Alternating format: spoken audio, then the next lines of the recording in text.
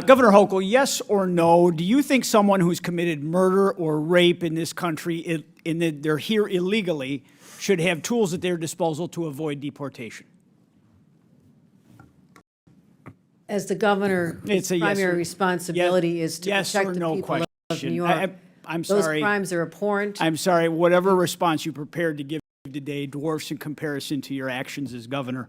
I would like to remind you of someone named Gianfranco Torres Navarro, an illegal alien and suspected leader of a violent Peruvian gang.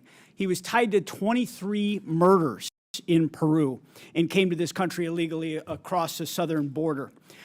He had his victims' faces tattooed on his body, and he was hiding in plain sight in Endicott, New York, for an extended period of time where ICE could not locate him. And why did it take so long to find him? Because policies like your green light law, which blocks ICE and U.S. Border Patrol from accessing critical DMV databases. In fact, it threatens the badges and threatens to charge with felonies any officer that shares that DMV data with federal agents. These agents rely on data to be able to know who they're pulling over on the side of the road. They're taking their lives into their hands every time they're trying to, keep our streets safe. The really sick irony here is that your government in New York, my home state, freely shares that same DMV data with the government of Canada at our bridges in you and my hometown. But it doesn't share that data with your American federal government. Why, Governor? You're misstating the green light law because we are able to cooperate with federal authorities when there's a crime involved. Why do you shield the database, Governor? Anything they want from us related to investigating a crime is available to them. This is data that's needed in real time to enforce the laws on the streets. They can't subpoena these records from your government. And I've had these conversations with my county sheriffs all across the state of New York, state police.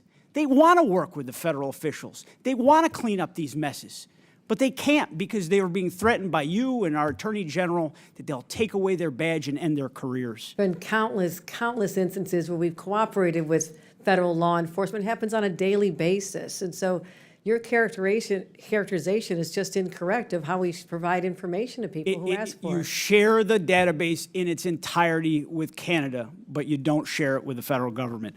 It's beyond belief. I mean, this is denial and excuses, Governor.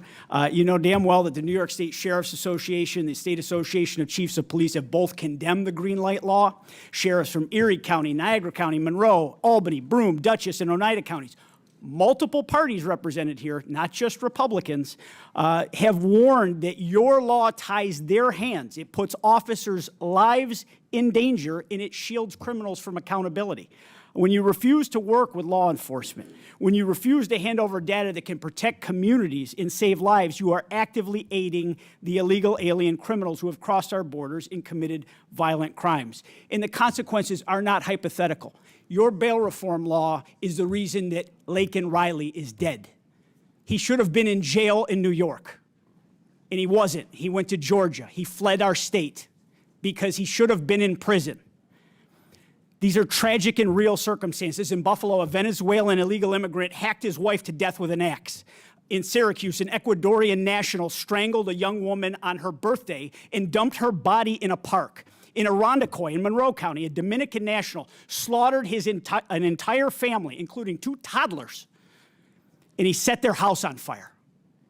Governor Hochul, you took an oath to serve the citizens of the state of New York, and you've allowed violent criminals who came here illegally to hide in plain sight and to avoid federal officials because of your support for the green light law.